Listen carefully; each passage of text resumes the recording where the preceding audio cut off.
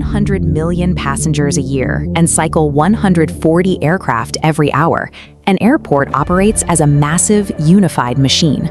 As this diagram shows, the economic output of this machine is measured by two strict formulas. Available seat kilometers, or ASK, measures total capacity by calculating the number of available seats multiplied by the distance flown.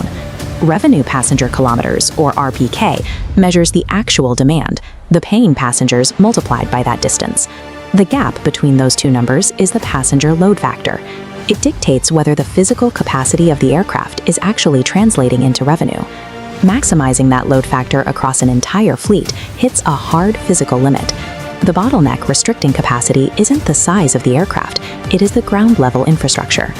Overcoming that bottleneck requires engineering a sequential infrastructure stack. It starts deep in the bedrock, moves up through stabilized soil and precise pavements, and into the digital airspace. The maximum theoretical capacity of any aviation hub is bound by its weakest structural link.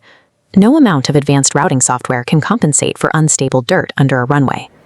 Before a runway can be mapped out, the natural topography has to be entirely reshaped. Hundreds of excavators and dump trucks operate in a continuous cut and fill chain to flatten out millions of square meters of raw terrain. But moved earth is not engineered ground. Loose soil contains microscopic voids between particles. When a multi-ton aircraft rolls over it repeatedly, those tiny voids compress.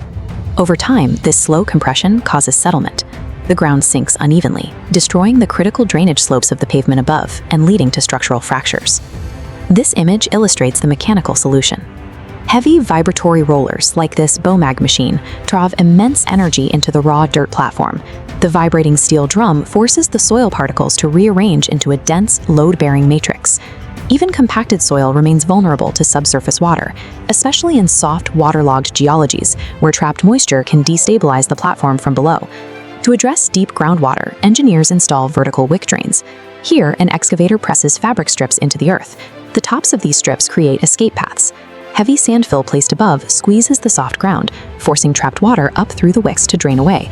This invisible layer of geotechnical stabilization is a strict prerequisite for all future capacity. If the ground is not perfectly engineered to handle load and shed water, the precision engineering built on top of it will eventually fail. Once the earth is locked in place, crews layer millions of tons of hot mix asphalt and concrete onto the compacted platform to form the airfield. This concrete slip-form paver creates a wide, uniform slab to distribute aircraft weight. The crew verifies output with straight edges. This sequence relies on strict timing. Delivery, vibration, finishing, and curing must perfectly overlap. If the supply chain breaks rhythm, uneven concrete introduces structural weaknesses. Paving also requires exact shape control. Surveyors use robotic total stations and laser levels to ensure the surface is cut to a precise elevation and slope, allowing the runway to shed rainwater instantly without puddling. Embedded within this pavement are extensive utility networks installed during the paving sequence, including protective blast deflectors and the heavy steel cans that will house the airfield's complex lighting and guidance systems. A finished runway is a multi-layered, microscopic tolerance load-bearing asset.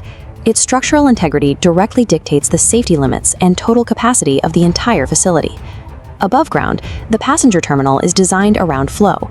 Wide column spacing and long-span roof structures are engineered specifically to eliminate pedestrian bottlenecks and keep thousands of people moving efficiently. But the actual governor of an aircraft's turnaround time operates beneath the passenger floor. This is the automated baggage handling system. Rather than simple conveyor belts, this is a high-speed industrial sorting network.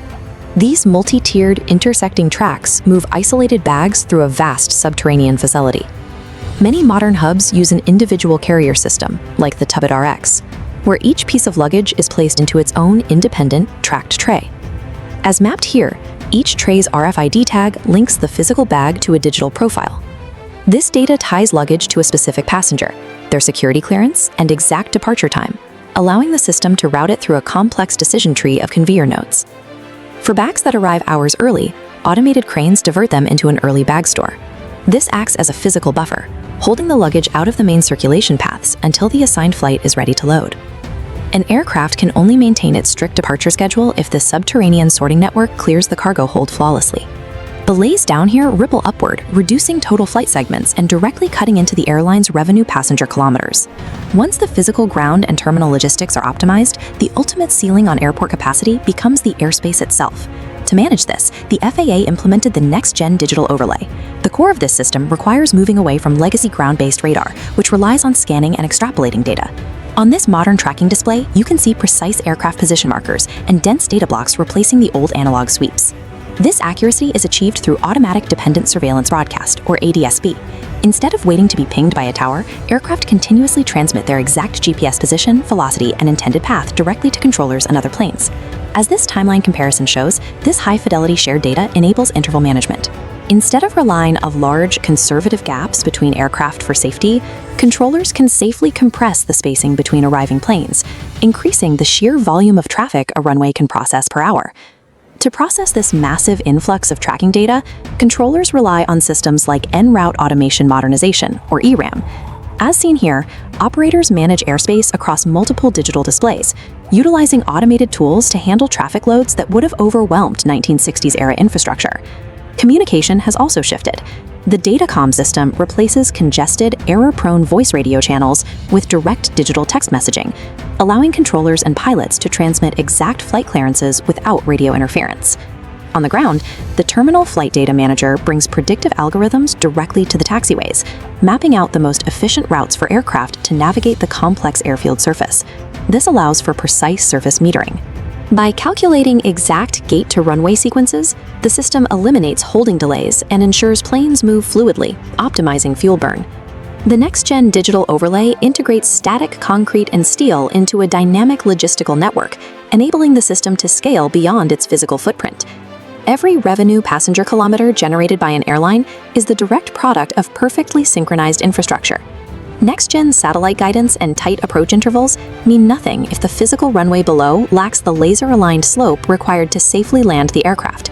That exact pavement slope only survives because the geotechnical compaction and wick drains prevent the soil from settling under the stress. And the aircraft can only cycle back into the sky on schedule if the subterranean baggage network clears the cargo hold exactly on time. A modern mega airport functions as a compiled hardware-software stack, relying on heavy civil engineering to support the ground and digital automation to organize the sky.